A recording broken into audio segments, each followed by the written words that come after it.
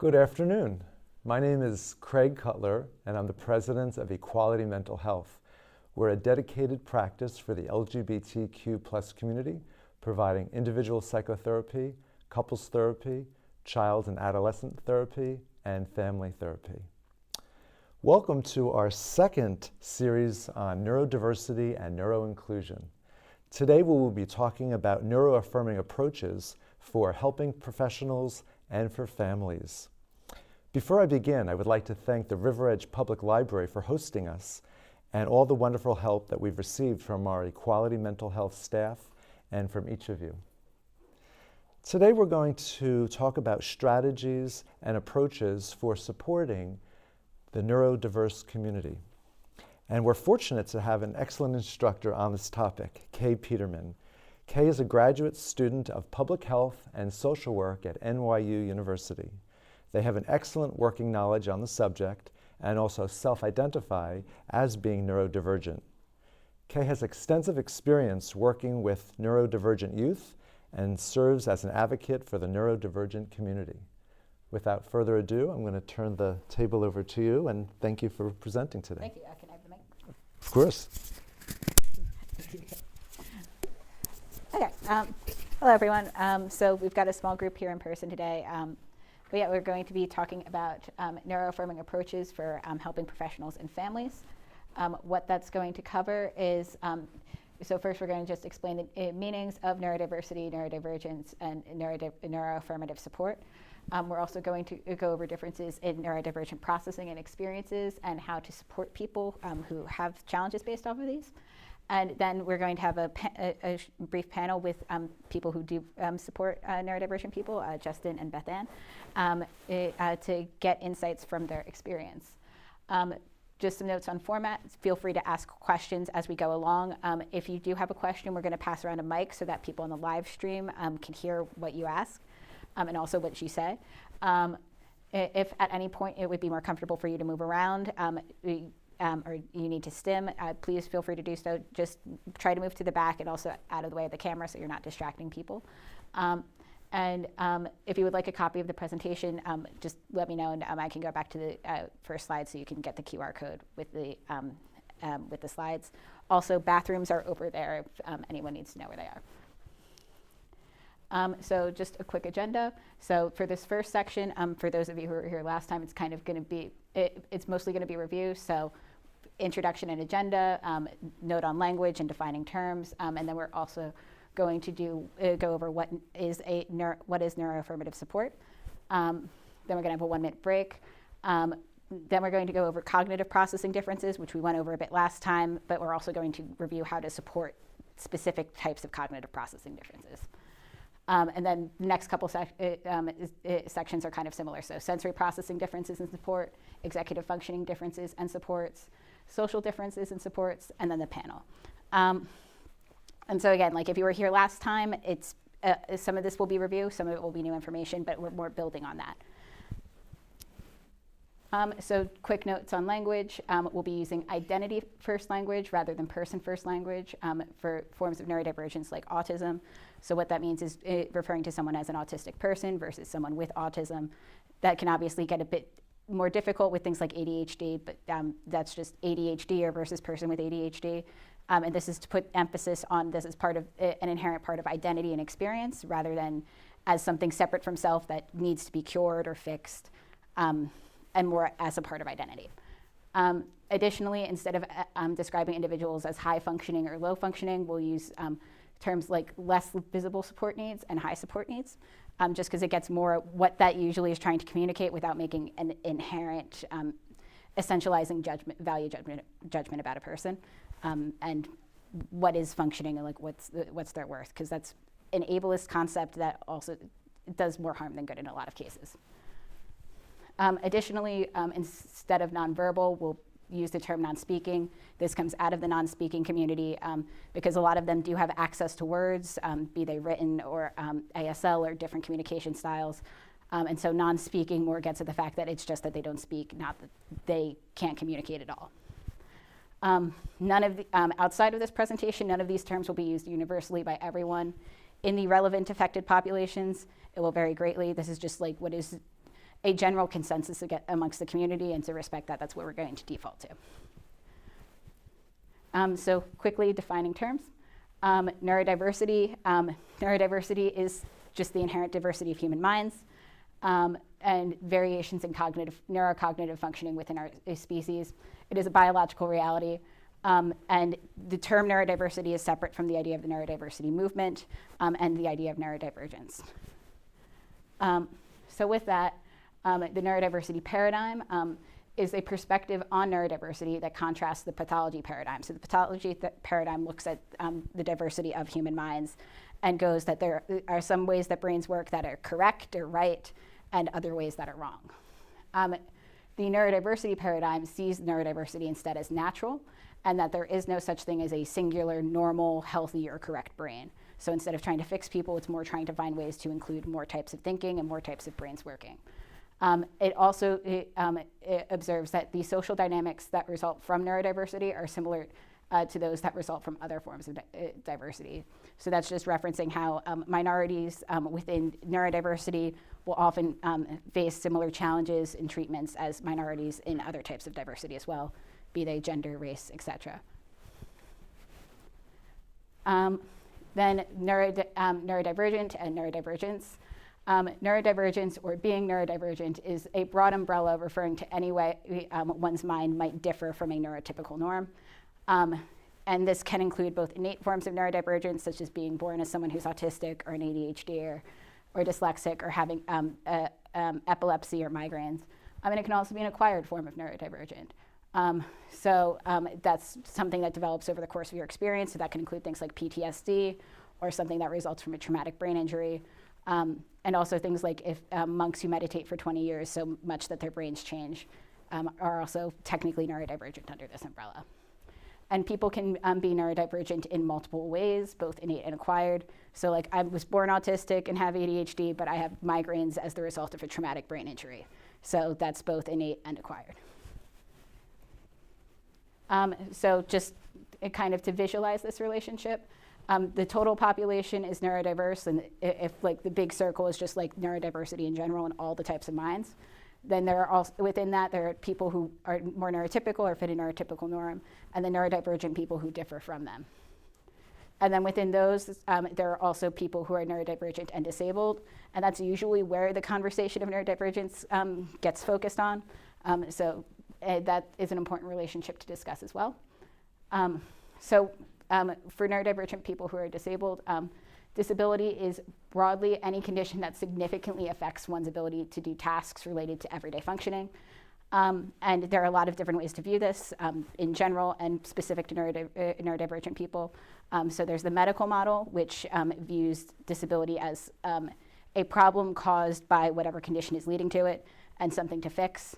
So it would be viewing someone with a wheelchair who is in a wheelchair as disabled by being in a wheelchair.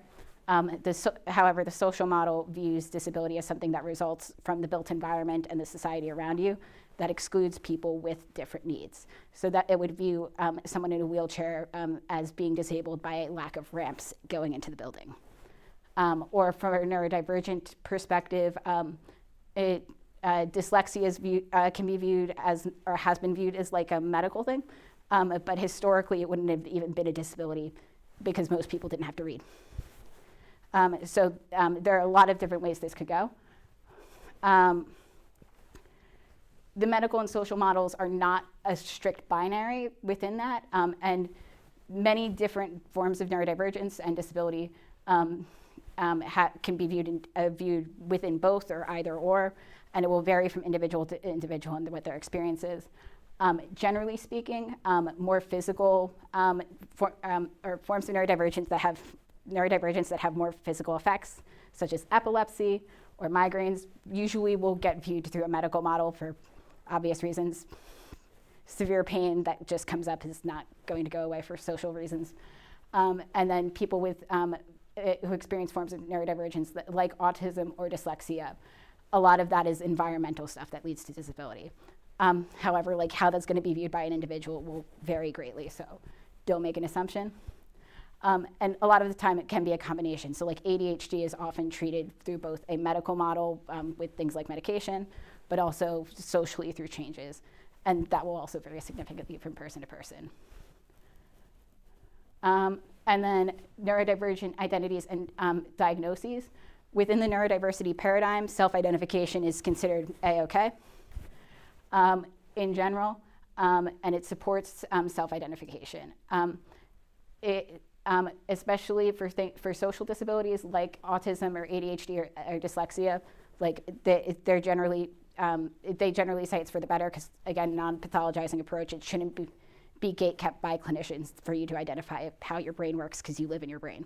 However, for things like epilepsy or migraines, like, please go to a doctor for that. And then if you do still self-identify, they still say it is okay to seek an official diagnosis, because that can be really helpful for people in terms of getting a better self-understanding, or also just accessing basic accommodations. And going off of that, for those who do want diagnoses, it views evaluations as something that should be more accessible and inclusive. So just want to stop here. Does anyone have any questions on all of that? I know like most of you were here last time, so it's pretty much a review. Okay, awesome. So I hit the wrong button. So building off of that, we can then go into what what is a neuroaffirming approach to supporting neurodivergent people. So what does it mean to be neuroaffirming? So to be neuroaffirming is to approach neurodivergent people in a way that is in line with the neurodiversity movement. And this includes doing things like approaching neurodivergent experiences from a non-pathologizing lens. So broadly just not viewing it as something to be fixed and more an identity to be supported and with challenges that might need to be accommodated. So reframing disorders as neurotypes can be one way of doing this. Recognizing the value of neurodiversity in disabled lives. In our current capitalist system, we generally devalue disabled lives or lives that differ from the norm just because they face more challenges or they might not be as productive. But like there is value in that, even if it is not as quantitative as our society likes to see things as. Respect neurodivergent culture and identity. There can be a lot of more negative views towards it or seeing things as childish or devaluing it because it's not understood. But respecting it, even if you maybe don't understand, is an important part of being neuroaffirming an approach. As is recognizing and include all neurodivergent people, and that includes people with significant support needs and or intellectual disabilities, also people who you might not view as obviously neurodivergent, definitely should also be included as well. Additionally, using supports and recommendations that support neurodivergent people's needs and challenges, rather than focusing on ones that make them look more neurotypical, which has been historically most of the focus, ones that force neurodivergent people to fit into a neurotypical world rather than helping them recognize what their needs are and meeting them where they're at. Centering the voices of neurodivergent people when developing these, and then also employing neurodivergent people and advocating for their inclusion, and advocating for systemic and environmental changes. All of those kind of go together. But like essentially it's just including neurodivergent people is an important part of neuroaffirming approaches, because nothing about us without us, as the Autistic Self-Advocacy Network likes to say. Any questions on those? Like, they overlap a lot. So within that, another way to look at this, or a tension that often comes up with current support structures versus a neuroaffirming approach, is taking a compliance-based approach versus a curiosity-based approach. So a compliance-based approach is ones that are focused on making people look more neurotypical. They're focused on complying to certain standards or certain orders, whereas a curiosity approach focuses on understanding and addressing internal needs and strengths as well as challenges. So the majority of approaches to neurodivergence have historically been compliance-based. Many of them still are because systems are slow to change. Compliance-based approaches can seriously harm neurodivergent people's ability to recognize and regulate their own needs and emotions, which often can look like them having short-term successes in the sense that there's no longer severely disruptive or self-harming behavior, but those can show up later in other ways, such as chronic illnesses from chronic stress, or having outbursts or returning to the same problem and not knowing how to handle it later in life. Alternatively, curiosity-based approaches are better able to equip neurodivergent people with awareness and coping skills that help them to have resilience in the long term. They can often take longer, and they might not approach in like children or adults who appear perfectly neurotypical, but they are better enable people to have a holistic sense of wellness and develop lives in which they can thrive. So based off of that, I just wanted to have a note on applied behavioral analysis, just because a major stance of the neurodiversity movement is that ABA therapy is fundamentally flawed and harmful to neurodivergent people. So applied behavioral analysis, do people know what ABA is? Okay, so ABA is a therapy that's been one of the main interventions for autistic people. It's considered the gold standard and is a billion-dollar industry. The basis of it is to work, usually children, towards meeting certain behavioral or skills goals by rewarding them for doing good work and historically also punishing them when they do something that you don't want them to do. So like a classic one will be getting someone to stop stimming. So nowadays what they'll do is they'll reward you if you're able to sit still for a while without stimming at all. Historically, they would also punish you for it. There are some places that do still punish you for it. It's based on a very old-fashioned take on behaviorism, if you're familiar with that at all, and classical conditioning. So a lot of people have described it as going to dog training, so very dehumanizing approach. And it was developed by Ivar Lavas, who at the same time was working on conversion therapy for gay teenagers that use the same techniques.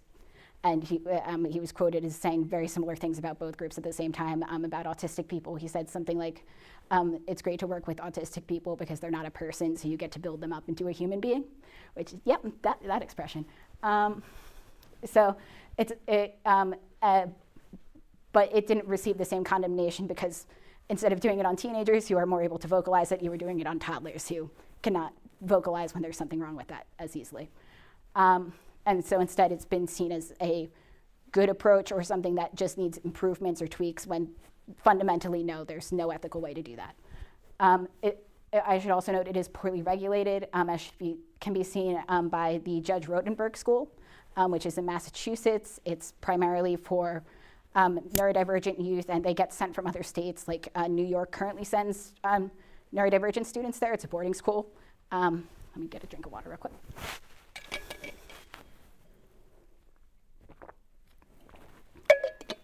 And they do use aversive techniques or punishments. One that they use a lot is shock collars around the kids. And children have died from them using this, and no one has lost their license for it. Which, if no one's losing their license for killing someone, you can't guarantee anything about anywhere else. If you want more information on this, you can go to Neuroclastic or look up the Stop the Shock movement. But I do just want to note that because this is very common. Any questions, comments on this part? Yep. Just how I noted this whole topic is, but also just, I've got a comment on the previous slide about the issue of safety and the approaches. But there's a safety issue either way, because I'm thinking about some clients that I work with, especially when you're working with intersectionality and how to stay safe in a neurotypical white supremacist world. Right? Yeah, no, that is a good point, yes. And how on one side of the coin kind of might involve some masking sometimes, right? Yeah. But the other side of that coin involves kind of behaviorism and these interventions that you were speaking about, that the kind of occupied space of the pathology paradigm or medical model, and how safety first approach is a nuanced thing, right? Yes, And, absolutely. Yeah, so just a comment on that, really, that's all. Yeah, no, and absolutely. Thank you for bringing it up because I had meant to and then forgot. But yeah, no, for people who are, say, lower income and can only afford things like ABA therapy, especially for extreme behaviors, or say people who are Black and Latina and like they need to be able to mask for safety reasons, going to ABA approaches or compliance-based approaches might be better in the short term. There's also a point of just balancing it with a curiosity-based approach, or making sure someone knows, like, you don't need to do this all the time, just in these situations, kind of do. Yes, exactly. the level of agency involved and why you're doing it. Yeah. Great. Any other comments or questions? Yep.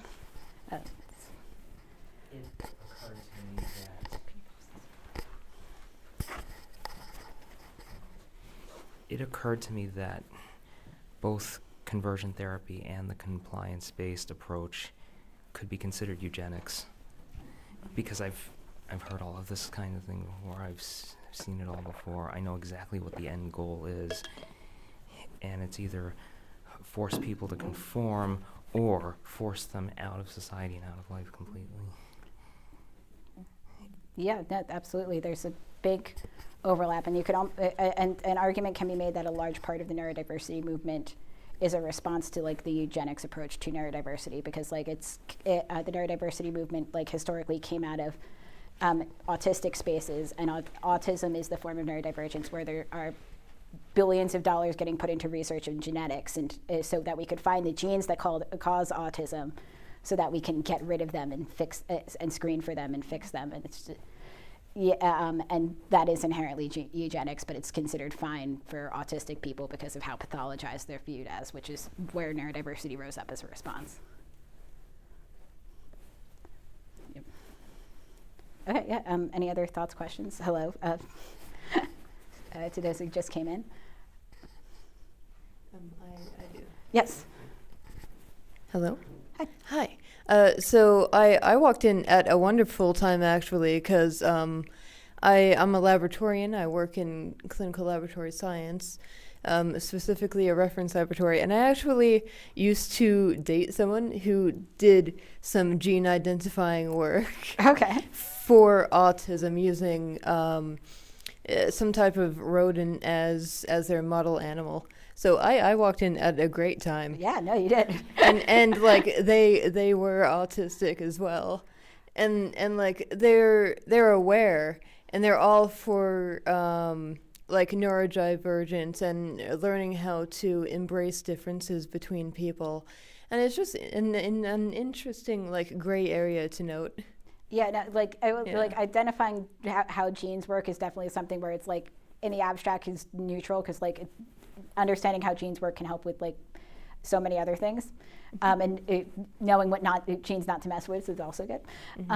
But like it's all about intent, and like right now there's so much more money going into the intention of it, but also like an individual working in that just for the sake of intellectual pursuit isn't inherently bad either.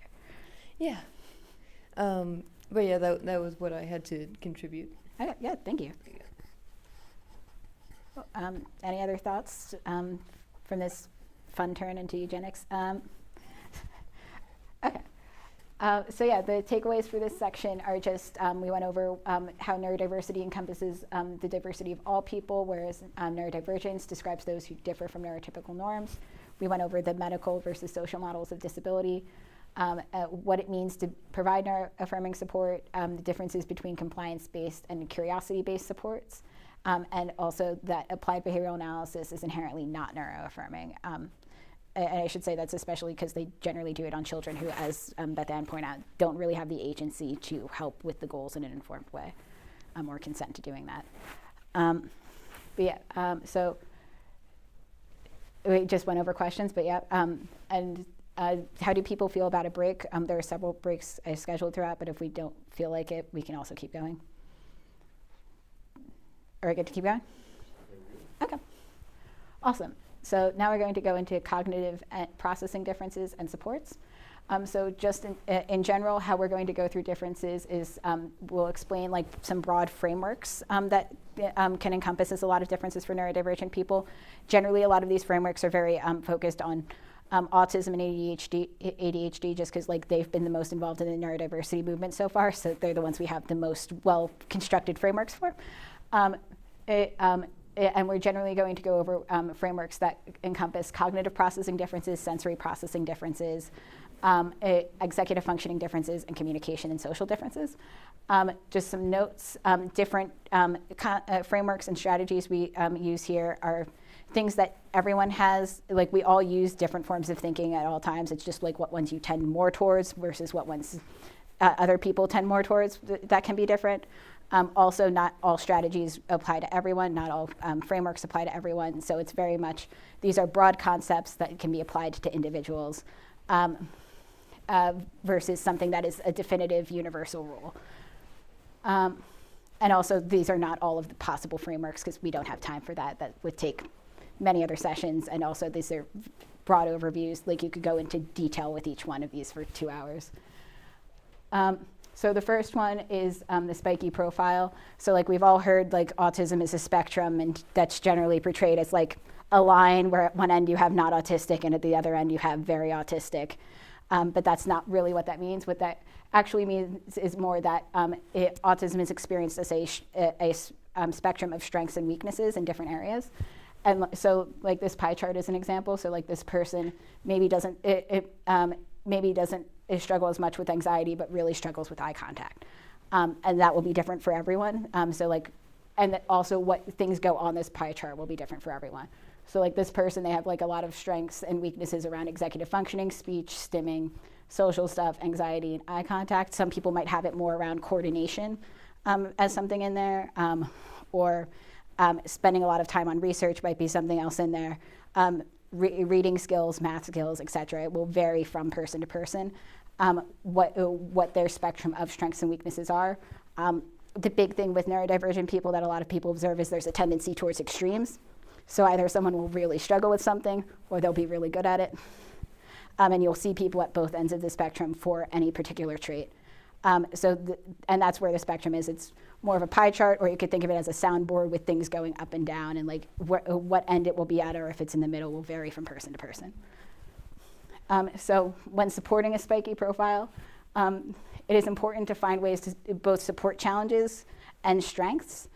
Challenges often get more supports than strengths, but like acknowledging and recognizing when people have strengths and putting an emphasis on them is just as important as those challenges. And you can also utilize those strengths to compensate for challenges, which is also a huge thing as well. Additionally, trying not to essentialize someone based on one challenge or strength, even if one is more obvious than the other. So some classic examples, the kid who's smart but lazy, which is really twice exceptional, so gifted with ADHD. And so they'll get essentialized to smart but lazy rather than getting support with their challenges, because everyone thinks that, oh, you're smart in this way, so you should be able to overcome the other one. And then the other end of that is, someone with ADHD who struggles in school, and their smartness and their intelligence isn't recognized as a result of that. Even though, like, when you get them talking about something they're interested in, they're an expert. So recognizing both of those is important on both ends of that spectrum. Then consider where strengths and challenges may overlap and need different supports. Just because, like, sometimes people have strengths, like with the person who's person with ADHD who struggles in school, like their struggles with executive functioning may be getting in the way of them developing their intellectual strengths. So recognize where they overlap, and getting them help with school helps them build that intelligence, or getting them to learn, finding them other ways to learn helps them build that intelligence. And then recognizes that the challenges and strengths can vary greatly, as seen in these examples. Any thoughts or questions on this one? This framework?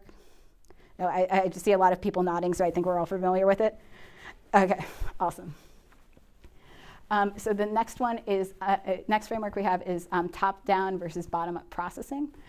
So top-down processing is a form of, a theory of cognitive processing where, like, you have a broad concept in your head. So like you have the concept of what a chair is, or in this case, a car. You look at a car, you see, yes, it's a car, and confirms it, and then you don't think about it anymore and you move on. Bottom-up processing is taking in all the details of that car and building it up into the picture and going like, oh yes, all of these details match my, my concept of a car, and then going, it's a car. A lot of neurotypical people tend to use top-down processing more. And this has a lot of strengths in the sense that, like, it can be quicker, and that's the main one. But also it can lead to a lot of broad overgeneralizations and missing details on things, just because, like, you're just looking at the car and you're not noticing, oh, that one's pink. That's weird. At the same time, a lot of neurodivergent people can tend more towards bottom-up processing, And this can allow for a lot of unique insights and creative thinking and making connections other people wouldn't. It can, and that includes amongst neurodivergent people, because like if you're all dealing with the same details, you might build up different things. Like if you have Legos, people will build different things. If all the details are Legos, people are going to take those in different directions. However, it can also lead to a lot of challenges, including anxiety and overwhelm, just because like there are so many things to deal with and like so much uncertainty around what those things are. And then also just needing more time and more information to be able to process those things, because you need all of the details to be able to build up the picture, or you just need more time to sort through those details and what's important. So ways to support bottom-up processing. The first one is just giving people more time and more information to be able to process things, and being patient if they have a lot of questions. Follow-up questions so that they can get those details that they need. Provide and use tools that give more information in advance. So this can include like agendas ahead of time, or things like social narratives. Has anyone ever used one of those?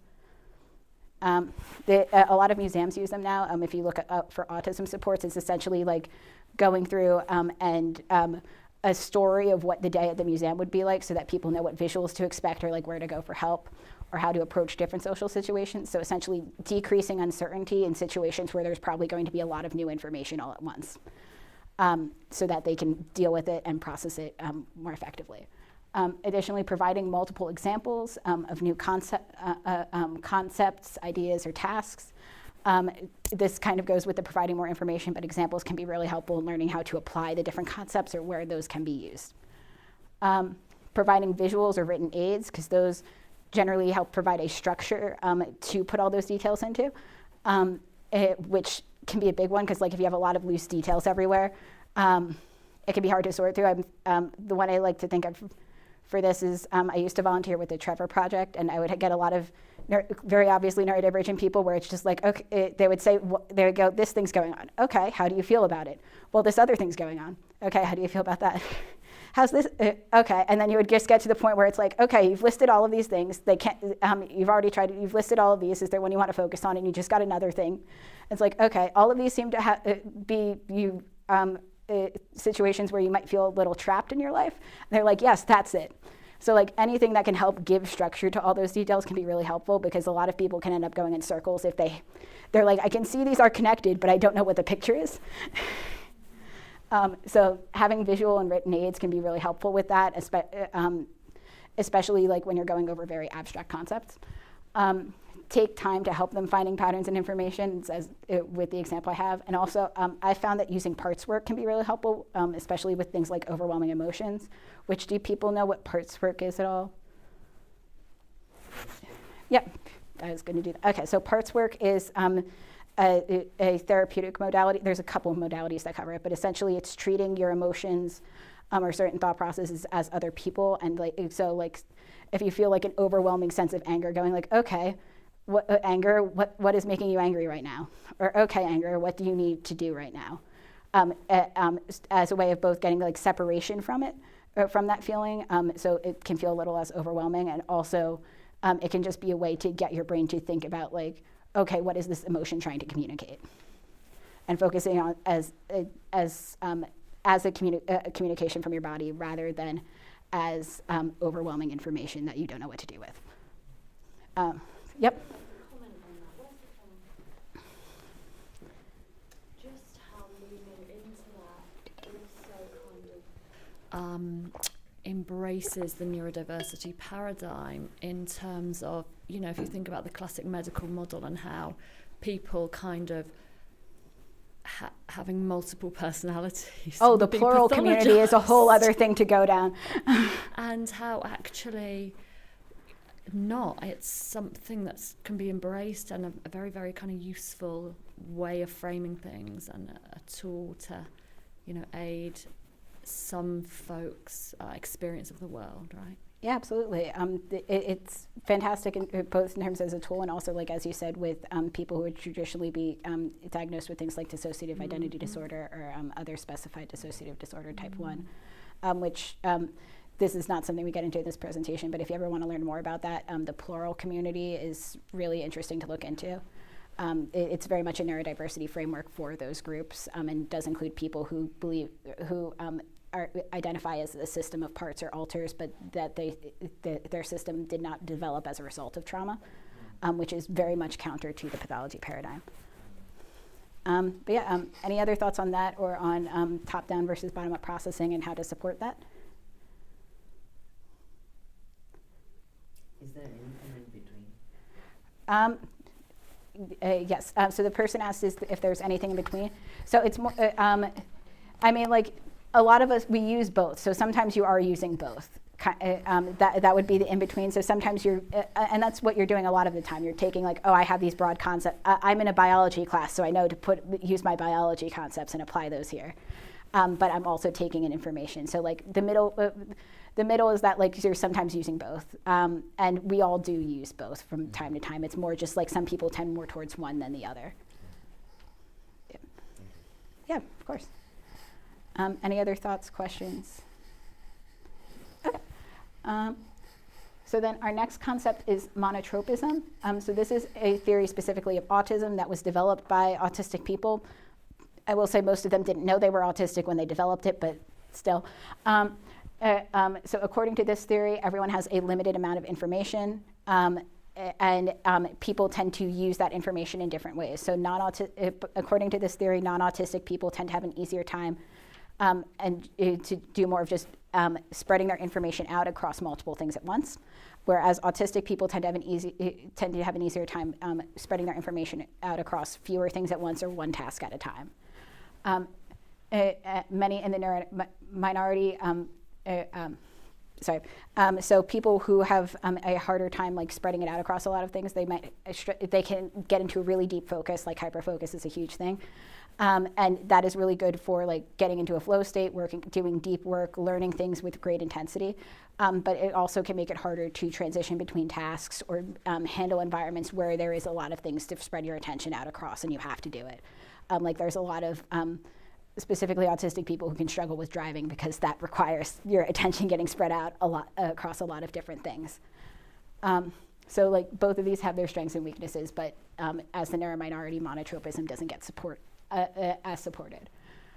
So how to support this in a neuroaffirming way? One big thing is scheduling time where more monotropic individuals can get into that hyperfocus. Like that is a necessary part of their well-being. According to this theory, like this is huge for emotional regulation because when they have to use their energy in an allotropic way, spreading it across like different things all the time, like that's an easy way to get burned out. And being able to go into that deep hyperfocus is a way to relax and get your nervous system re-regulated.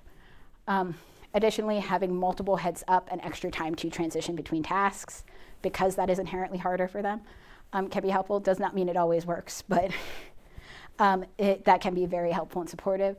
Using timers and reminders for basic tasks when they do get into that hyperfocus. A lot of neurodivergent people will get into hyperfocus and forget to eat or go to the bathroom, so having timers to remind yourself to do that is important. Connecting necessary tasks to areas of focus. So like if someone tends to have an easier time hyperfocusing on a certain topic or like hyperfocusing on music, maybe playing music while they're doing chores, can be really helpful. And then also just minimizing distractions or the need to multitask. So like maybe some people do better in a classroom where you're playing music while people are doing like worksheets, but also having the option of a quiet area for people where that is more distracting and more exhausting to deal with. Any thoughts or questions on this one? Yep. We have the mic. Yeah. So when it comes to monotropism versus the ability to just spread out your attention, I find that very apparent when you're having a conversation with someone. Valid, yes. Yeah, like the conversations that range 1,000 different topics, but only the surface. And then a person that you could walk over to and be like one topic and then just do a deep dive on that topic for like 15 minutes. Yeah, no, that's really good. I hadn't thought that. There's also, that kind of also goes with like a lot of neurodivergent people doing better with one-on-one interactions than group ones because you can just focus on that person. Yeah, it's fun whenever I'm just in a room with a bunch of other like neurodivergent people. Nice. Yeah. Awesome. Any other thoughts, questions, experiences? Yeah, behind you. Yeah, so one of the things I heard before I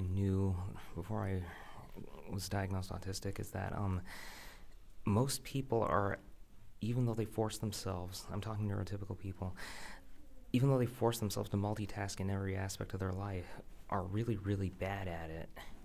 And I noticed that one of the differences that I had, or at least maybe I was more aware of it, was the fact that I tend to be multitasking with pretty much anything I do. It might have been because I had to be acutely aware of every single additional thing that I had to do, to the point where I was so conditioned to work under those situations that I kind of needed something else going on, or my mind would start to wander.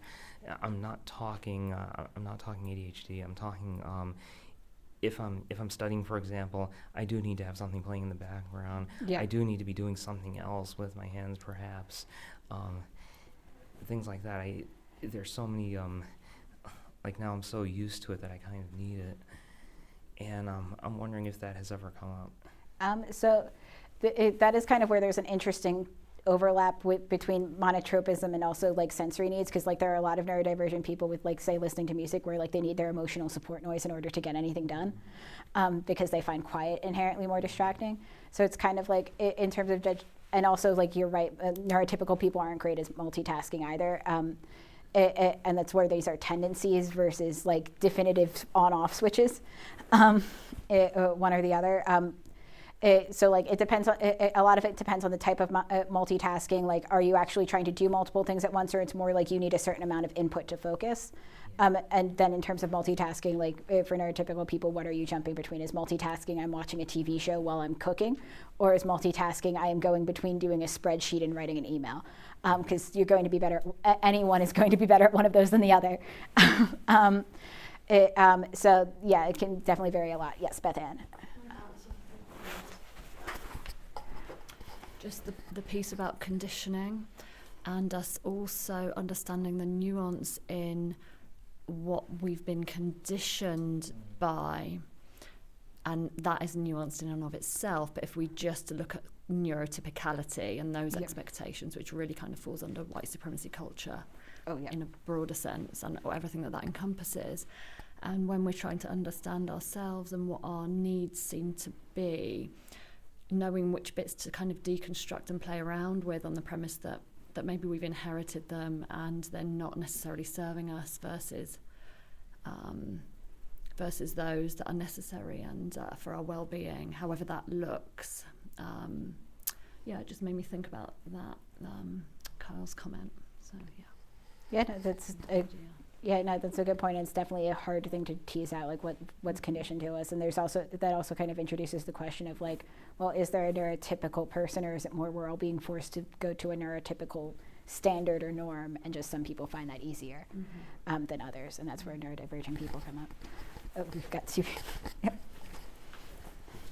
I also, as someone who's neurodivergent myself, that the stresses of and the demand of what you have to do is very important to what drives the needs. So you can multitask, but the need to get into that flow state to get something done. Sometimes, even though you want to get there, it's very difficult to do it with all the other things pulling you and being able to get that attention on there. It was interesting when you said about the flow state, how that's very important, because it really is. And sometimes it's very frustrating when you know you need to get in that state, And you can't, but you can't. Yeah, absolutely. And I think that's one of my hardest things as being a non-traditional student and a father, and trying to get everything done, and especially keeping up with everything in society right now. To be able to get into that flow state is really important for someone like myself, because that's where I get my work done. That's where I get, I can absorb my information, but you got to be in that position. And sometimes it's very difficult with a lot of things going on to settle into that. Yeah, absolutely. Like having the time to do it is important. There was one more comment behind you, just to... Yeah, I was thinking more about the conditioning and the demand to be stereotypical as per what society requires. It kind of reaches a break point for a neurodivergent person, and it can, that break point can be fatal sometimes. it can lead to a lot of mental health challenges.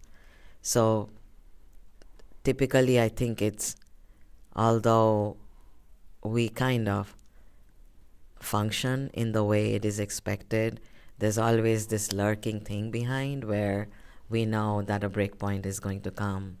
And I feel like there is not enough support in families. I mean, there are communities now, but especially when like a child is growing up, and even an adult neurodivergent person, I feel like there is not enough support in the family system or society where neurodivergent people are forced to accept that conditioning, and kind of led to that breakpoint where it just falls.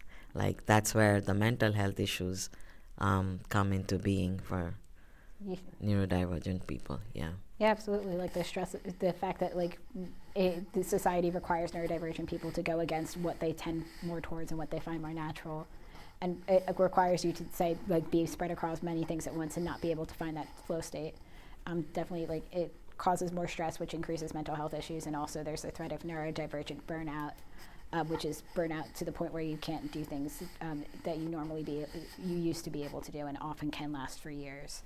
And then when you're in that state, like especially for adults, there's not enough support, be it help with the executive functioning tasks or just like being able to like not work for a while if that is something you absolutely need, unless you have that family support too, which can vary greatly because also neurodivergence is genetic and it does run in families. So if the family has a lot of internalized ableism, it can be even harder to get that support than if they were neurotypical, just because, well, I was able to deal with this, so why can't you? Is big. Like internal ableism is a very, very valid. It's everywhere.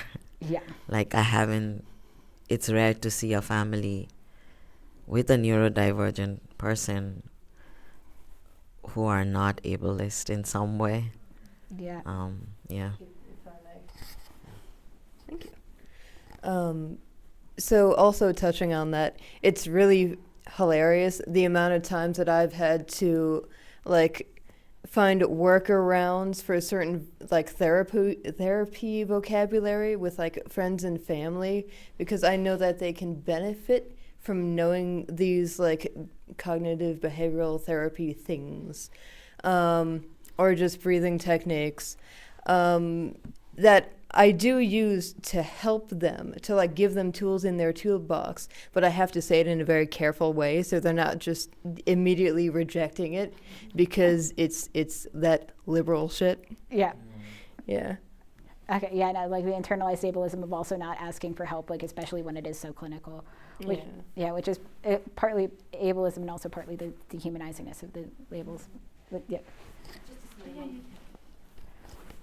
And our own internalized ableism and how that's showing up as shame and inability to advocate for ourselves, right? Yes, absolutely. All right, do we have any?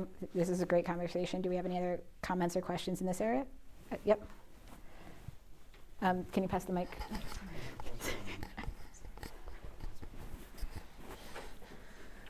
Yeah, when you suggested before that I might need a certain amount of mental input in order to reach the focused state, it reminds me of how drugs and medications work. You're taught this in nursing. You have to get the patient up to a certain loading dose, and then you have to maintain them at a therapeutic level. If it's too low, it's not going to work, and if it's too high, it's toxic. And when it becomes too high, that's when you get the emotional overload, sensory overload, overstimulation, and that's when you're most likely to crash. And if it's too low, well, then you just can't focus at all. And that does very much seem to line up with my experiences. Maybe all of those other things that I have going on are akin to the loading dose. Like I might need them in order to get into that state. Yeah, that framing of it reminds me of the concept of the window of tolerance. Yes, that's exactly what it is. Yep. Which for those who don't know, that's your nervous system needing a certain level of activation to be like in a safe state, and then if it's unsafe, it goes into hypoarousal or just not being very activated at all, and then if it's too much, it goes into hyperarousal or finding everything to be too much. Okay, but yeah, this has been great. Going on to our next concept, we have interest-based, because we brought up nervous systems, interest-based nervous systems versus importance-based nervous systems. So a lot of neurotypical, this is a theory of ADHD, but can apply to a lot of neurodivergent people. I also found out yesterday that apparently 60 to 70% of autistic people also have all the traits of ADHD as well, which is unsurprising, but so, yeah. So according to this theory, many neurotypical people have importance-based nervous systems that are more easily activated to accomplish tasks based on importance. And importance can mean anything, like it is important for me to brush my teeth in the morning so I don't get cavities, to it is important I do this task so I can get good grades, so I can get this internship, or it's important that I win this game kind of deal, importance.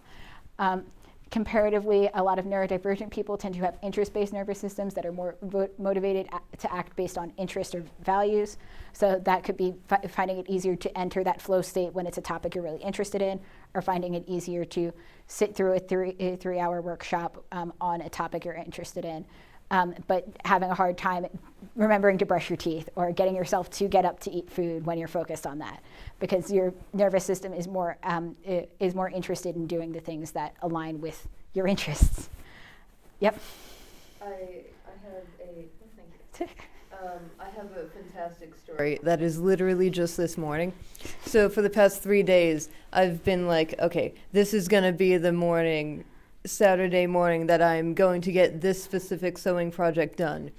It's a coat, and like we're going hiking in the Adirondacks, not too far away from now.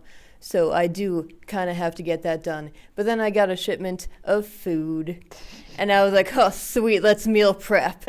Fully distracted. Yep. And I have no one to blame but myself. And also, I rolled out of bed and saw the food came in. So I also needed to make sure that I ate something and that I didn't just meal prep and not eat. Yep. So I just had this slice of leftover pizza in the middle of the kitchen for me to just garvone at any opportunity that I had a tiny bit of space between cooking tasks. Yep, while you were doing the thing you were interested in. Yeah, So it sounds like you found some good ways to work around it and just go with the flow of it. But yes, that is a great example. Mm-hmm. Yeah, so kind of in that vein, how do you support interest-based nervous systems in a neuroaffirming way? Like you said, pairing tasks with other tasks you're interested in. So eating while meal prepping, or this could be listening to a podcast on a topic you're really interested in while cleaning, kind of deal. So pairing those up can be really helpful. Encourage and engage with people's interests, because once they're in that motivated state, it will be easier to stack a task on top of it. So say if you get them to do like meal prepping, it might be easier to then go and remember to take out the trash because you're already in doing things mode. Using reward systems or deadlines. Reward systems can be really helpful, especially if it is something you're interested in. Deadlines, many people with ADHD will tell you deadlines are very effective. I would say use them sparingly, because that's usually going into the more hyper-arousal state of you're also doing it out of urgency, which can, if you're doing that chronically, can do increased stress. But it is, if you're only using it sparingly, it is effective. Gamifying regular tasks, and there are a lot of apps that do this. Like if you have ever heard of Finch or Habitica, they literally let you make your habits a video game, be they self-care habits or doing basic chores. And if you're the type of ADHDer who likes video games, that can be a good way to get yourself to do it. And then build in time and space to follow the dopamine or interests. So just plan for and have compassion for spending 3 hours meal prepping instead of working on your project. Or plan for it might take me a few hours to get started on this essay because first I'm going to do this other deep dive into something else I'm interested in, kind of deal. So just learning to plan around it, and also let yourself do that, because similar to the monotropism, this is an important part of regulation and finding that joy. Okay, so takeaways, what we just reviewed were spiky profiles, top down versus bottom up processing, monotropism, and interest-based nervous systems versus importance-based nervous systems, and what those are and how to support them. Do we have any last comments, questions on this section? No? Okay. Do we want to have a break? Do we want to keep going? Yep, break? Okay.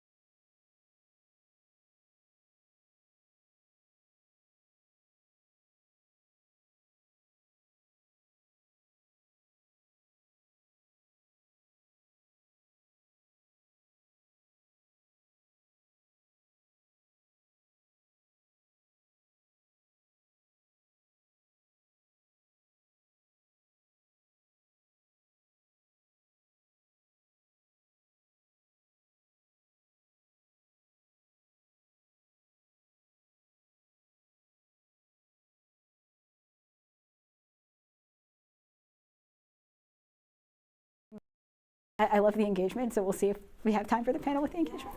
Yeah. Yeah. And also, like, it seems like we have more neurodivergent people than people supporting neurodivergent people. So.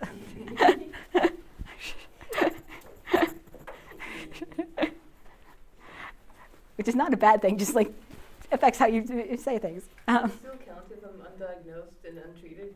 Yeah, you missed the slide. Self-diagnosis is valid under the neurodiversity paradigm.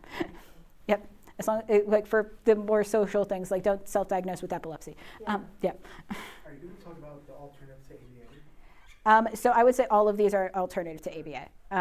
Yeah. Do you have specific? I guess like. Like what's like the treatment that like an autistic person would like, seek out?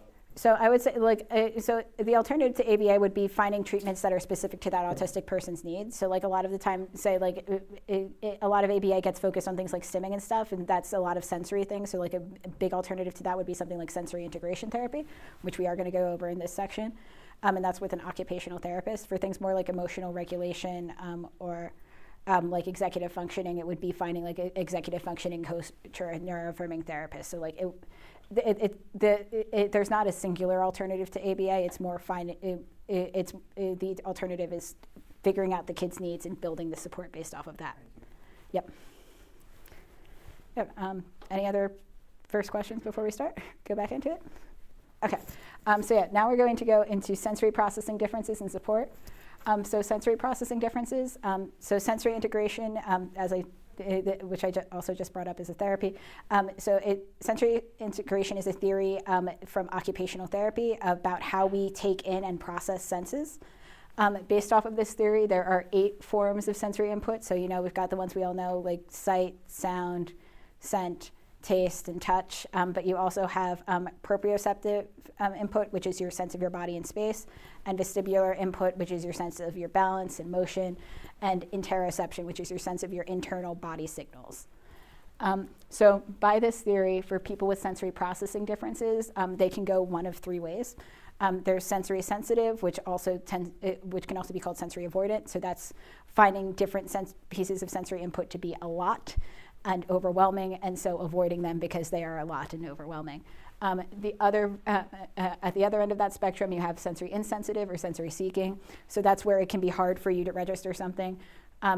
So like you'll have some neurodivergent people who hate hugs because they find touch to be too much, and you'll have neurodivergent people who won't notice if you put a hand on their shoulder, and you have to like do it really hard for them to notice anything, and they love like really tight hugs. So that's more sensory seeking, because if you don't have that input, and that's where like the emotional support noise is good, because you need that in order to be able to focus and feel regulated. And then in the middle of all of that, you have mixed signals or mixed processing, which is like the biggest one that you'll see people know they have a problem with is sound. So like a lot of neurodivergent people, if they're in a room with groups of people all having separate conversations, they'll have trouble hearing the conversation that is right in front of them because there's so much other noise around that there's trouble processing it. So those are 3 main ones. People with sensory processing, for people with sensory processing differences, which of these they have will vary from sense to sense. It might also vary from environment to environment. So someone might generally be fine with auditory stuff, but when they're stressed and then suddenly in a very, very crowded environment, that might change to being more sensory sensitive. Or more sensory, they might generally be fine with their internal sensations, but once you put them in a crowded environment, they will no longer notice those sensations because they're so busy processing everything else. So it can vary greatly. For many neurodivergent people, they engage in behaviors for sensory regulation purposes. The most common one will be some form of stimming, and stimming is just a repeated pattern that gives them a consistent source of sensory input to go back to. And build up like their sense of sensory processing. And stimming can look like me playing with this ponytail constantly all the time, rocking back and forth. There can be vocal stims that are just like making random noises like randomly throughout the day, or different noises. And there can also be things like visual stims, like someone consistently looking at something too, or auditory stims, like listening to the same song over and over again as a sense of comfort. Can also be pretty common. So how do you support this in a neuroaffirming way? Well, first would just be taking a sensory lens to everything. So like neurotypical people are not used to thinking of things in a sensory way. Society is not used to thinking of things in a sensory way, but like it's really important for neurodivergent people because they have such big sensory processing differences, and because especially when they're stressed, like those processing differences can get exacerbated to a point that is distressing. So taking a sensory lens to like how you construct an event, having quiet areas, how if you're making a product, like considering the fabric or how the seams are for people who might notice those more, etc. And like if you see someone behaving in a way that is irregular, like considering like, okay, is there something in the sensory area that might be like causing them more distress than usual that's causing them to act in this way. Additionally, just pay attention to and track sensory needs. So like if you're noticing a problem and you can tell it's sensory but you don't know what, then this takes a while, like just tracking it, and that could be writing it down, that just could be making note of it. If it's just like, oh, every time I wear an itchy shirt, I'm more angry, that might be a sign to not wear itchy shirts. It could be as simple as that. It could be more complicated, just because because these sensory needs can change, and that is where tracking it can be really important.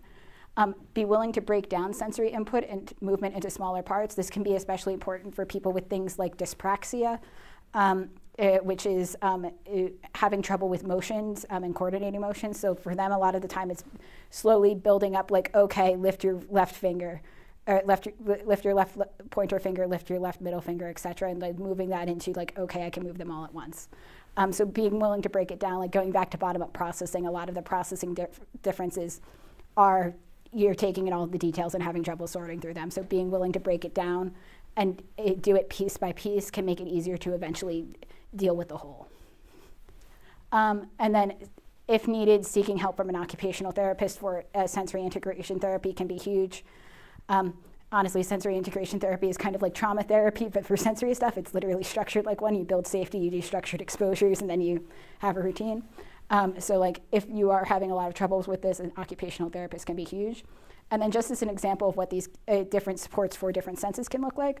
So for visual senses, having colored lights for sensory seeking people, or like different projections can be good. And for sensory sensitive people, you can have blackout curtains or like tinted glasses to help deal with extremes.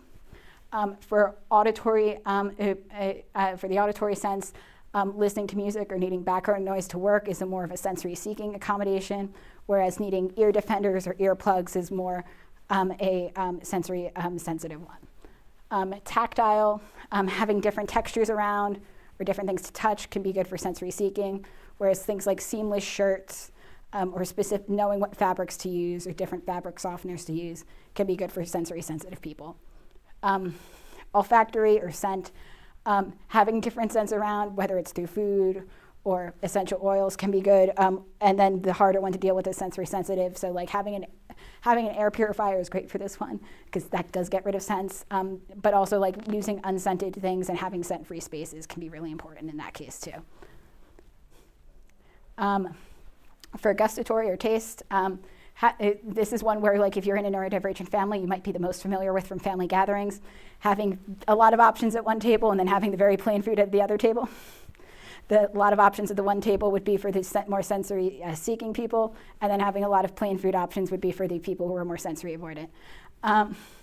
Proprioceptive, so weighted blankets, vests, stuffed animals, carrying around a heavy backpack all the time.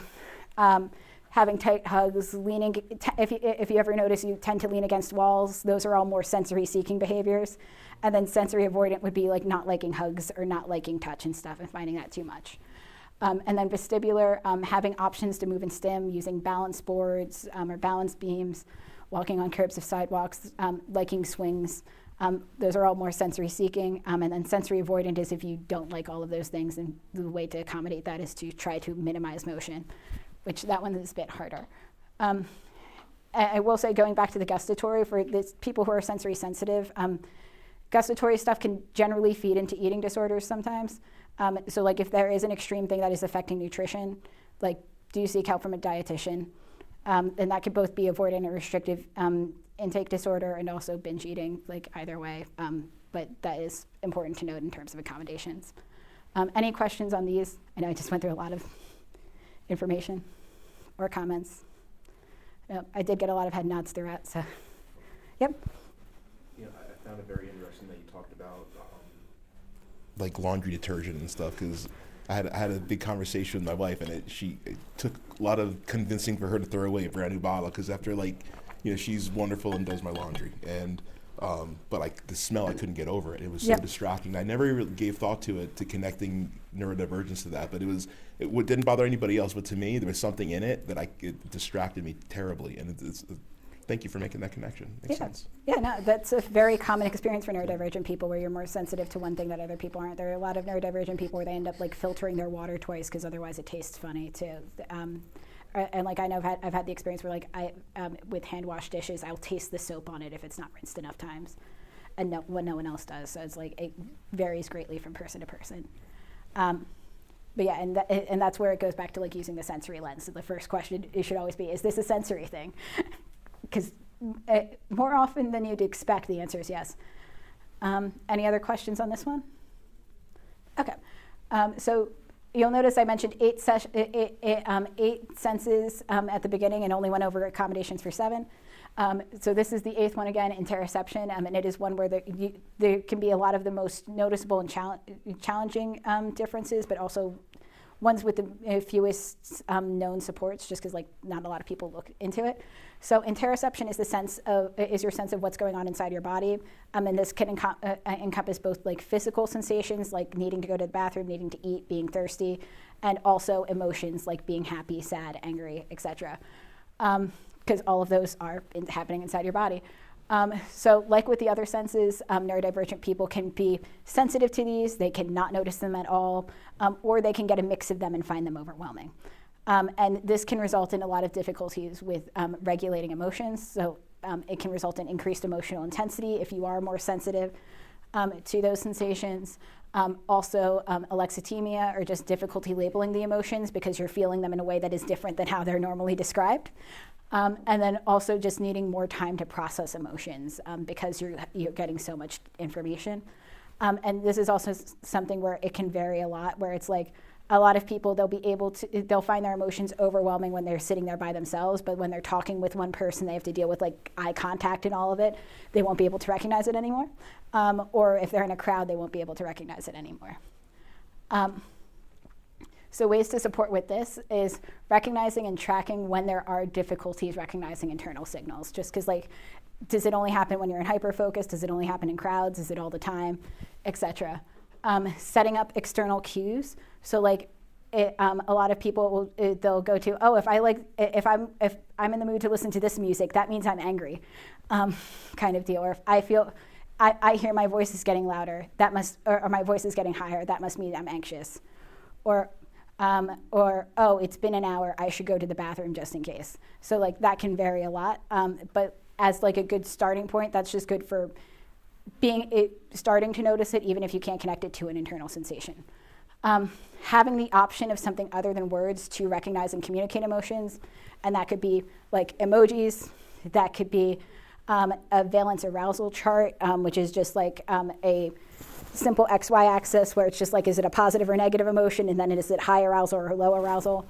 And that way you're just answering 2 questions rather than needing 2 questions with 2 options rather than needing to pick from a whole soup of words. And it could also be like, okay, pick a song. What song are you feeling? So just having options other than that so you don't have to put words to it can be really helpful for a lot of people. Using mindfulness activities to increase awareness for and comfort with the internal sensations can be good, but you should definitely attune that to different people's needs. I've run into neurodivergent people where they're like, yeah, I did a body scan once, and when they said feel your pelvis, I could feel every individual organ in there. And it's like, okay, in that case, that might not be the best mindfulness approach to start with. So you need to vary it greatly from person to person. And you can also use things like like I said, the app Anime, which it has the valence arousal chart and also has ways to regulate and ways to do mindfulness techniques. And it actually walks you through the process of identifying the emotion, regulating the emotion, and then processing it so that you can better name it in the future. And it's actually made by people with alexithymia. So they have the best sense of what they need, and a lot of people find it helpful. And then if needed, you can work with an occupational therapist or mental health professional to develop better awareness. Any questions, comments on these? Okay, awesome. So then that kind of leads us into more of a gray area. So with a lot of these sensory differences, they can raise the question of just neurodivergent people as nervous systems. So studies have found that neurodivergent people generally have more sensitive nervous systems. However, it's unclear how much of that is like you're born with a more sensitive nervous system, or it's more you're more sensitive to this sensory input, and we live in a society that is inherently traumatizing for people who are sensitive to sensory input, and that dysregulates you and thus makes you more sensitive to things. This is further muddled by the fact that like neurodivergent people have at least currently been recognized by diagnostic criteria in the DSM, and that is inherently based off of when people are in distress. So essentially it's only recognizing neurodivergent people who have probably experienced some form of trauma. And you could even see this in like a lot of the DSM criteria, like say for autistic people, rigidly needing routines, that can be a sign of PTSD as well. A lot of ADHD traits overlap significantly with dissociation. So it's kind of like we only know how to recognize neurodivergent people by recognizing traumatized neurodivergent people.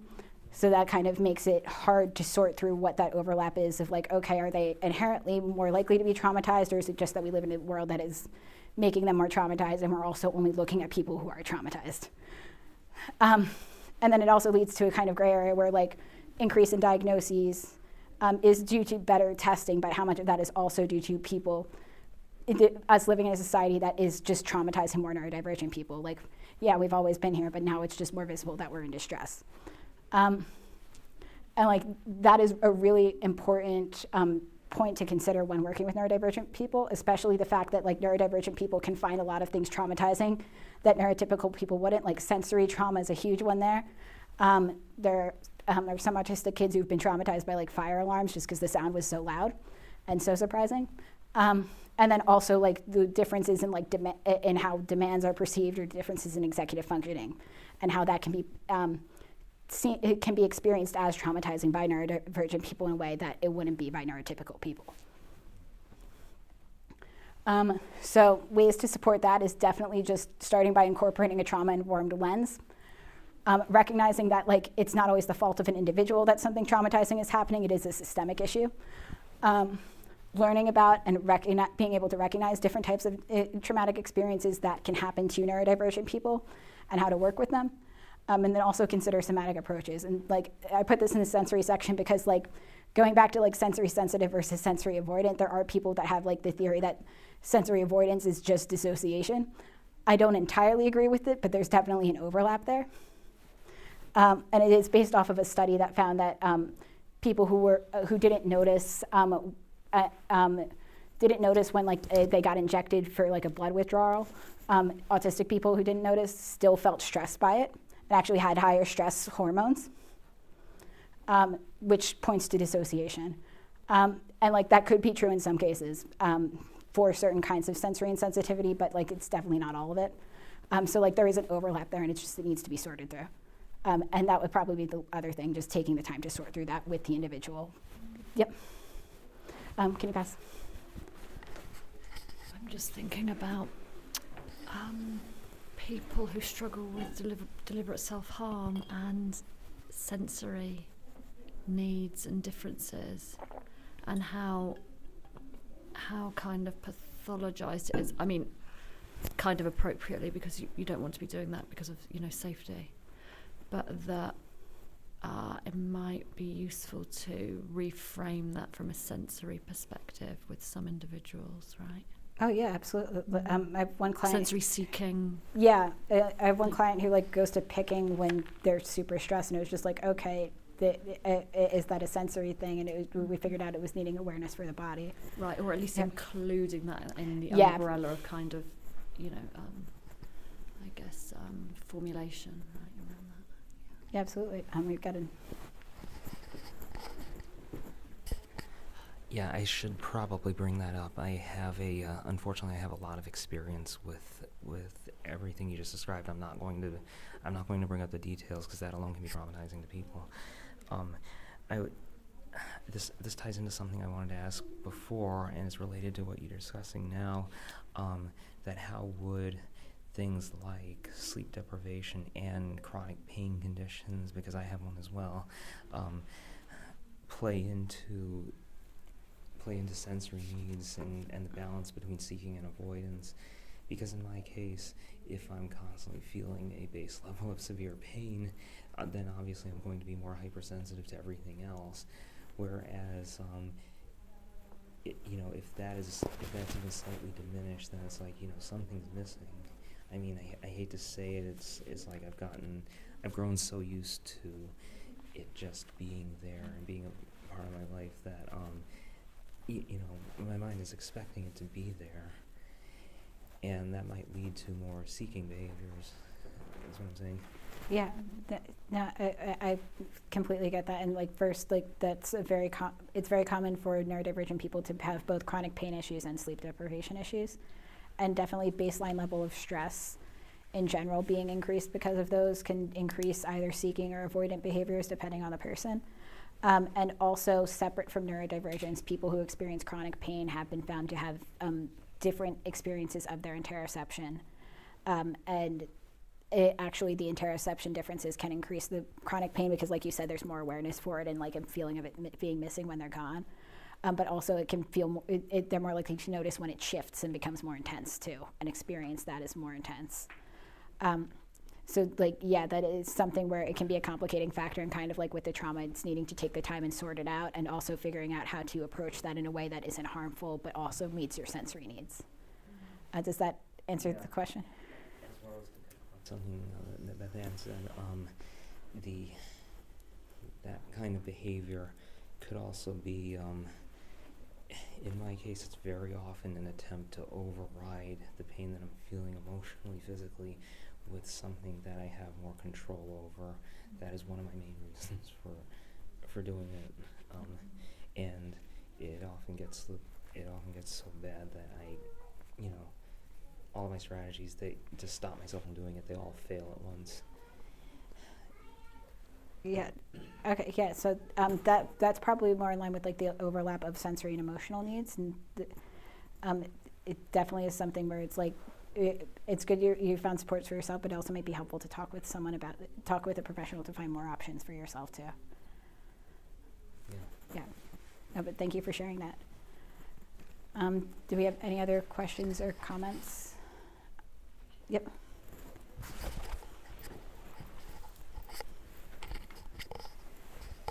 I really appreciate you sharing all of this valuable information, and I'm concerned because there are many families and professionals who need this information, and instead of curiosity and interest and awareness, it gets replaced with judgment, criticism, and dismissiveness. And we work with many families who really, even when we present them with a lot of information, are often very dismissive, discounting, and it can be really challenging for the professional. I don't know if there's anything other than exercising a lot of patience and perhaps asking the family to observe, observe and pay attention and let them for themselves see what's happening. It's different coming from us, but when they're seeing with their own eyes patterns and awarenesses that could have the potential to modify some of their behavior. I don't know if there's anything else you wanted to add to that. Yeah, and I think I would just tie that back to the comment we had we'd had before about internalized ableism within families, because if there's one neurodivergent kid, there's likely someone else neurodivergent there, and that often also makes them not open to the information because I had to deal with this, you should be able to kind of deal. But yeah, definitely being able to track and observe, and also helping neurodivergent people build up their own self-advocacy skills, because it coming from the person themselves can sometimes the family will still be dismissive, but it can be viewed as less of a judgment than when it comes from a therapist. But it's definitely a struggle. Yeah. Okay, so that's the end of our sensory processing section. So we went over how neurodivergent people can often have sensory sensitivities for some senses and sensory seeking experiences for others. Also how interoception differences can make it difficult to recognize and regulate emotions. And that there may be differences in the nervous systems of neurodivergent people that make them more sensitive to stress, like sensory input. And it's hard to separate that from like trauma that they experience just because the world is built the way it is. Any last questions on sensory processing before we move on to the next thing? Yep. I feel like solitude does, like, at least for me, might not loud. They're recording for YouTube, Okay. so they need. Sorry. I feel like solitude as a neurodivergent person, like, it benefits me a lot. And in the age where video gaming, apps, digital stuff, and everything is like hyper popularized, even to deal with neurodivergency issues, I feel like the importance of solitude is so huge and played such a, balancing impact in my life, as I'm late diagnosed, but I've always kind of managed myself in a certain way. So like my life runs on a spreadsheet, like have always run on a spreadsheet. So, and unknowingly, like I found a balance in solitude, which I think is kind of not very popularized. So just kind of making a comment there. Yeah, Like absolutely. there is benefit of also staying away from apps and video games, disconnecting and just existing in the way we want to for some time, say 20 minutes in a day or maybe 2 hours in a week. That grounding and balancing has helped a lot. Yeah, absolutely, because apps and phones are sensory input in of themselves, and if you're someone who is sensory sensitive, like having time without any extra input to process things is really important part of regulation. And if no one has any other comments going off of the spreadsheets, we're going to go into executive functioning, which is your life being run by a spreadsheet for a lot of people. Okay, so executive functioning, are we all good moving on to executive functioning? Yep. No, I've got one more comment. Yep. Just a resource. It's just a resource. Which is a neurodivergent friendly workbook of DBT skills. Yeah. I'm just throwing that out there as a potentially helpful resource, and it taps into this idea of agency and autonomy, and that we can, I think, access quote unquote medical model modalities of care on with agency and autonomy when they're on our terms as individuals, that's able to discern for ourselves what might be useful and what we can discard, rather than having that prescribed to us based on a pathology that's been diagnosed on us. Does that make sense? And flipping that narrative. Yeah, and there are two of those that I'm aware of. One of them is linked in the resources because there's a free PDF version of it that was published by the author. So it's in the resources section at the end of the slides too, for anyone who would be interested in that.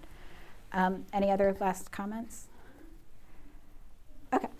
So executive functioning, what is it? So executive functioning is a lot of top-down skills, which goes back to the bottom-up processing, that help people complete day-to-day tasks. So this includes being able to inhibit or delay impulses, working memory, which is your ability to just remember things that just happened or keep memories remember small details top of mind. Cognitive flexibility, so being able to switch between thought patterns. Planning, organization, time management, self-awareness, and perseverance. And you can see how these all build on top of each other. If you're having trouble with cognitive flexibility and organization, perseverance will be a lot harder. And also if you're more stressed because of these, self-awareness will be a lot harder too. And you can also see how they tie back to a lot of the other things where, like, if you're monotropic, what is typically seen as cognitive flexibility might be a bit harder for you. And for people with executive functioning challenges, they can often fall into this very reinforcing cycle of where like they just try and start a new task, then they struggle with executive functioning, they don't complete the task, they disappoint themselves or others, they feel shame and self-judgment, resolve to do better or fix it in the future, but then when they come around to the task again, and they get to the struggling with executive functioning, this shame and self-judgment comes in and makes it all worse and reinforces it and makes it harder to break out of that cycle. So for supporting people with these issues, having ways to help people with breaking down steps, because that is a huge issue that affects both planning and organization and is a very top-down skill that a lot of neurodivergent people can struggle with. Writing things down and keeping them in one place, preferably a place that is visual, is really helpful with the working memory part of things. Find a way to organize items in a home that is visual. There's the classic neurodivergent person whose house is all clutter, and that is, but they'll know where everything is even though it looks like it's a mess. And that's because there's a tendency to be visual organizers. So getting like see-through bins where like, okay, I can see where it is, but also it can be neat in a way can be really helpful for neurodivergent people. Utilizing strategies like task stacking, body doubling. Task stacking is like pairing tasks together so you do them all at the same time. Body doubling is working in the same place as someone to help keep yourself focused. And breaking things down to the smallest next step. So like if you're having trouble starting the step of opening the computer, opening the document and writing, start with the first step of opening the computer. And then move to turning it on and then move to opening the document, just one thing at a time. So use that to help with task initiation, because that's a big one. Having check-ins about intermediate steps, so that's kind of like using deadlines as a motivating factor, but keeping them less stressful by doing them more regularly so that they're getting the intermediate steps done, but also they're not being super stressed about getting to the end. See how someone feels about reminders. Sometimes people do really well with getting reminders and they don't feel stressed about them, and it helps them with executive functioning. For people who are like really ingrained in that shame cycle, reminders might actually increase their stress and make it harder. So see how they feel about reminders before you use them. Have written agendas and schedules and send follow-up emails and materials. And this goes back to the working memory. And also this helps neurotypical people too, so it should just be general best practice. But like having things in advance so you know how it will be organized, and also having it written down so you could check back later and be like, okay, I don't need to stress about not remembering all of the details from this meeting for when I briefly zoned out, can be really helpful. Plan for extra time to complete tasks. So like it might take you an hour to actually write a paper, but if you know it will take you 2 hours to start writing the paper, plan for the extra 2 hours. Have a compassionate approach that it doesn't depend on or exacerbate shame. This is a big one and sometimes can be the hardest because we're socialized to depend on the shame-based approaches, but this is a really big one. And then also utilize resources like executive functioning coaches, and also sites like JAN, which is the Job Accommodation Network, which is a government site, so we'll see how long it's still up. Attitude, which is a magazine, and also Goblin Tools, which is an AI tool for neurodivergent people that has things where it helps you break down tasks into smaller steps, and also like helps you rewrite emails in a way that's more professional, which like whatever your thoughts on AI is like a generally good use on it, because like you're not copying anyone, and you can edit it. Any questions on all of that before we move to demand avoidance? Okay. So demand avoidance is something we all experience to some degree or another, and it's just generally avoiding tasks that are direct demands from others or perceived demands. So perceived demand can just be, I'm hungry, I need to eat. While everyone experiences it, some neurodivergent people can experience pathological demand avoidance or pervasive drive for autonomy, also known as a PDA profile. There's two names because the first name is very pathologizing, and we want to move away from that, especially because this is definitely a trauma response. So PDA is an all-encompassing avoidance of demands, and that can include everything from I'm hungry, I need to eat, to hey, do your homework. Generally, there can be an external expression of this and an internal expression of this, or an internalized expression of this. So the external expression of this is like, hey, you need to do this, and just saying no, or having an outburst because of it, et cetera. Whereas the more internalized expression of this is like, hey, you need to do this, and it's like, I'll get to it later, and then it never happens. one of those is more noticeable than the other, and the pathological part probably comes more from the externalized version being noticed by people more. For those who do experience PDA, it comes from a feeling of lack of control and anxiety, which is where like it's a trauma response. And it's likely a trauma response from being asked to do things that are overwhelming. It could also be sensory things, depending on like if it's happening for a certain type. If it only happens for a certain type of demand, it might be good to look if it's a sensory thing, if it's a language processing thing, because those can also contribute to troubles with demands if they're always happening in ways that are overwhelming to them from a sensory standpoint, or where it's just like they literally don't understand what you're asking them. So how to support this in a neuroaffirming way? Understand what contributes to behaviors, and especially the anxiety and intolerance of uncertainty part of things, which goes back to the sensory processing and language stuff. If it, like reduce that, the things that contribute to that as much as possible, to make it easier to deal with the anxiety that's just about the demands. Adjust your mindset, because many parenting technique and teaching techniques depend on making demands of people. So you need to adjust like how you're approaching this and approach it as a more of a collaborative relationship on equal footing. Optimize the environment and the relationship to better accommodate the other person's needs. So making it more collaborative, having more buffer time to start tasks, and having understood and agreed upon boundaries and being able to negotiate so that they feel, so that there is some sense of autonomy they have, which can make it easier to adjust to the demands. And then supporting sensory, social, and communication, regulatory, and emotional needs. So supporting all of the other needs makes it easier to deal with this, the anxiety around this. There's also a fun acronym, PANDA, which is picking battles, so minimizing rules, and to allow for more agency. Anxiety management, so like reducing as many other contributing factors to anxiety as possible. Negotiation and collaboration, which goes back to that equal, trying to have an equal environment. Disguising and managing demands, so saying, hey, can you do this versus hey, do this. And then adaptation, so being flexible and trying to manage a give and take. Any questions on this? Yeah?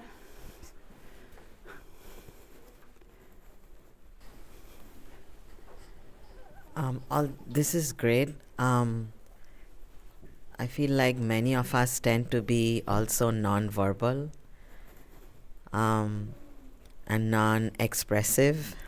With the more internalized? Yeah. Yes, yeah. So I feel like affirming people who are like that is challenging. Yeah, no, it can be harder because you don't notice there's a problem until hours later after it already happened. Yeah. Yeah, no, that's definitely an issue. I will say the PDA Society has like a lot of great resources for like that specifically. They also have resources for like a lot of adults. Like you're the one who has to deal with your lack of support, and a lot of the time it's support with the demands of I am hungry, I should eat. And they also have a lot of great strategies for that that I don't think we have time to go into right now, but like they're linked at the bottom of the slide, and you can have access to the slides at the end of this. So yeah, I really recommend them as a resource. Anything else? Okay. Yeah, so takeaways, different ways. So we went over the different ways people can struggle with executive functioning. Executive functioning challenges can lead to a reinforcing cycle due to shame. And some people can also struggle with extreme demand avoidance that keeps them from doing things and also need to be accommodated as part of executive functioning.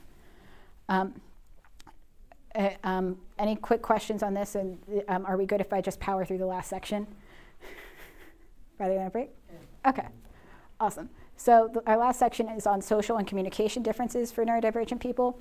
So the first thing with communication differences, the double empathy problem. The double empathy problem was developed by an autistic sociologist as a way to view what are typically seen as autistic social deficiencies through a more non-pathologizing lens. It can also really apply to a lot of other marginalized experiences as well. It's based off of research that found that autistic social deficiencies went away when autistic people talked with each other, and that neurotypical people had those same deficiencies in their interactions with autistic people. And in a game of telephone, autistic people were as good as communicating with each other as neurotypical people were, and the problems only came in when it was a mixed group. So by this, it views any one-on-one interaction as one based off of mutual effort and to empathize with the other person and understand them and meet them where they're at. However, in most one-on-one interactions, people in the minority communication style often end up having to do the empathizing of both people, because people in the majority are not used to empathizing with them, and so they just view them as a problem and tell them they're doing it wrong, rather than doing the work to meeting in the middle. So they're doing double the amount of empathizing as the other person.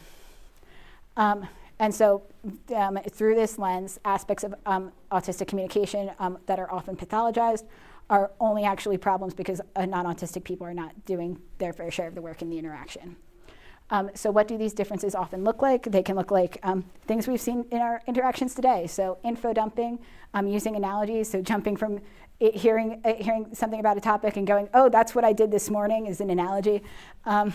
Being very direct and literal, needing a lot of words to explain something, preferring writing or another form of communication to talking about it, using scripts, quotes, or repeated phrases, or being entirely non-speaking or having trouble with words. So ways to support this, assuming good intentions for people who don't fit exact social norms. And I do just have some notes. If someone says something harmful, explain why it is harmful and how they can do better in the future, because a lot of the times if someone's just told they're doing something wrong all the time, for everything, they might not recognize the level of degrees when something's really harmful, and they might not fully understand why that is. It's also good to maybe get some more context, because like it could just be that they meant to ask something that isn't harmful and they just phrased it in a way that isn't awareness. And that also ends if someone continues to communicate in a way that is harmful after it's been made clear to them that they haven't. So if you're a middle-aged man doing a Nazi salute, being autistic is not an excuse. Also have multiple communication options and make it known that there are multiple communication options. So make it known you can both email and call, you can both come virtually and in person, et cetera, so that people don't have to stress about that.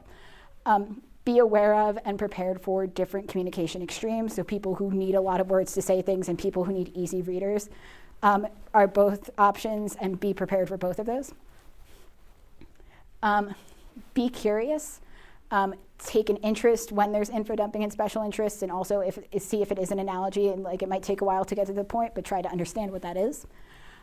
Remember, clear communication and answering questions benefits everyone. It just tends to benefit neurodivergent people more. Ask about any specific communication preferences up front. So like if someone prefers, like in a conflict, to have a couple hours to process and then they will write you a long email, make that known. Or ask about it so they can make that known. And then have a clear way to handle conflict that is consistent and collaborative. A common problem faced by neurodivergent people is they'll be in an environment, they'll do something wrong, and they or someone else will do something wrong, and they'll go to the people in charge and be like, hey, this happened, and they won't follow the written rules, and the neurodivergent person won't understand why. So if you're going to have guidance on something, follow through on it, because otherwise that leaves everyone confused and stressed, especially the neurodivergent person, and it usually ends up with them being considered the one put in the wrong for being the one to bring up a problem. Another concept related to neurodivergent communication is neurodivergent masking, and that is when someone who is neurodivergent works to hide their neurodivergent traits to fit into neurotypical society. There are a couple ways this happens: compensation for neurodivergent differences, scripting and mimicking other people, and this can be both actual people and TV shows. And then sensory suppression, so suppressing stimming, suppressing that you find loud noise is stressful and just like trying to power through it. Almost everyone of all neurotypes masks to one degree or another. It's just that this is more stressful to neurodivergent people. So going back to that idea that there might not actually be a neurotypical person, it's that we're all trying to fit a neurotypical standard, and it's easier for some people than others. Masking is something we all do, but it's just harder for neurodivergent people. And it can get some level of social, financial, and or emotional safety, especially for those who experience multiple levels of marginalization. But it's often at the expense of their own well-being in the long term. And it is important for neurodivergent people to have places where they feel included and accepted, even when expressing neurodivergent traits. Because like unmasking all the time is not a realistic expectation, so having those places where they can unwind and de-stress and just rest from doing so is super important. So how to support this is make it clear that spaces are safe for neurodivergent people, and that could be like having STEM toys and saying it's okay to STEM, and also having those multiple communication options, etc. Make the rules as clear as possible and allow for time to rest and unmask afterward.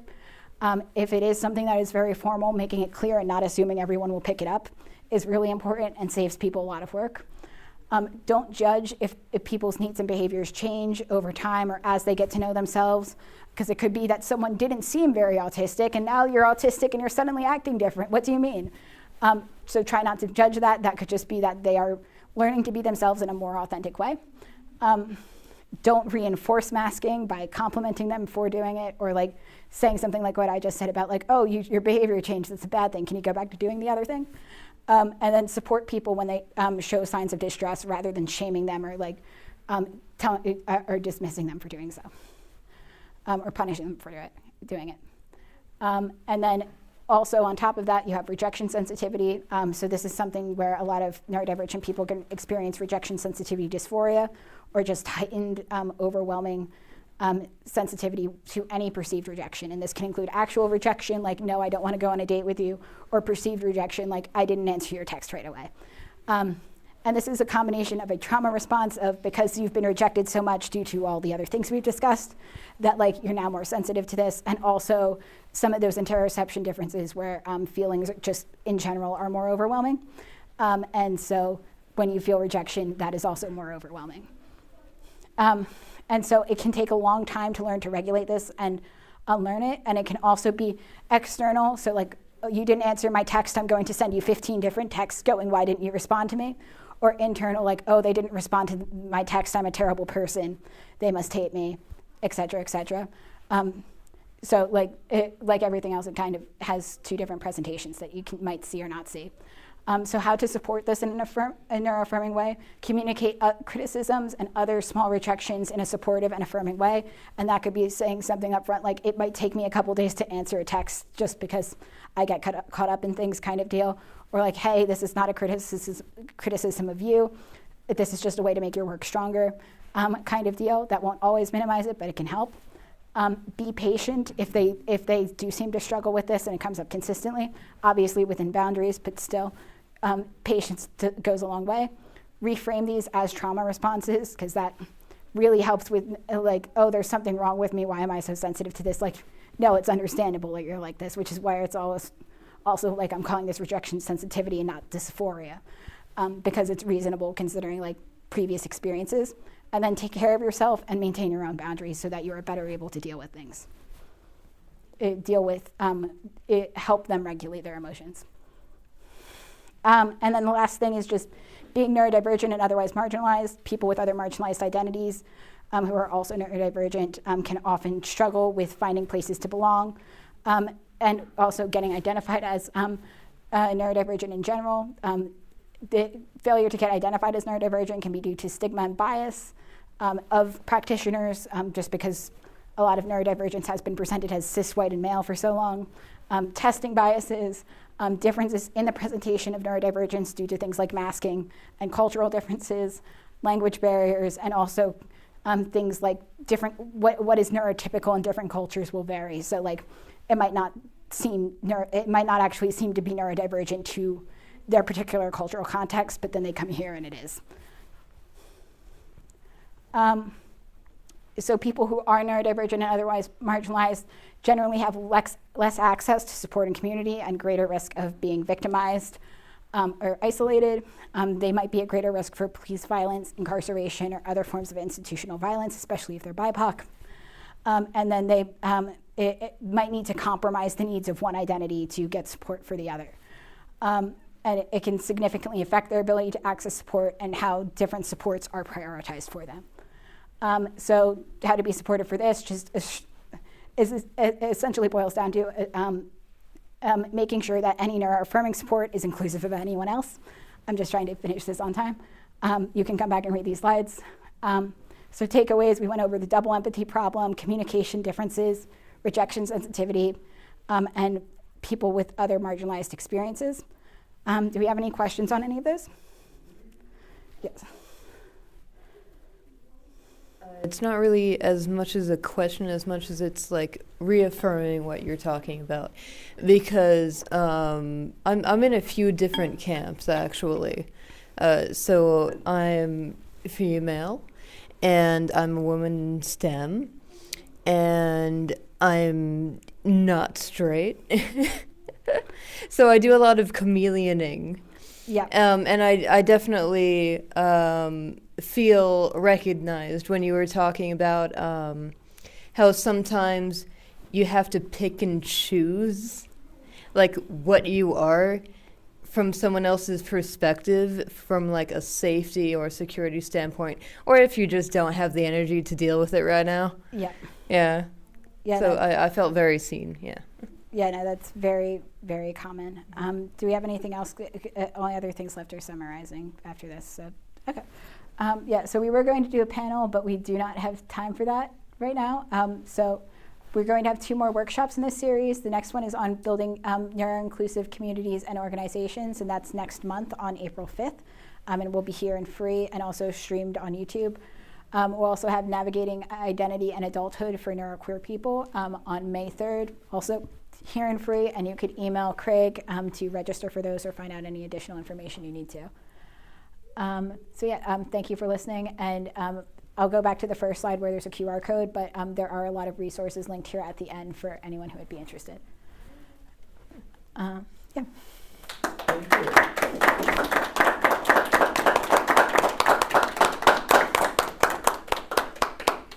Excellent job. Thank you. Excellent job. Thank you. And thank you for everybody for turning out. We really appreciate all of your support. We look forward to seeing you next month.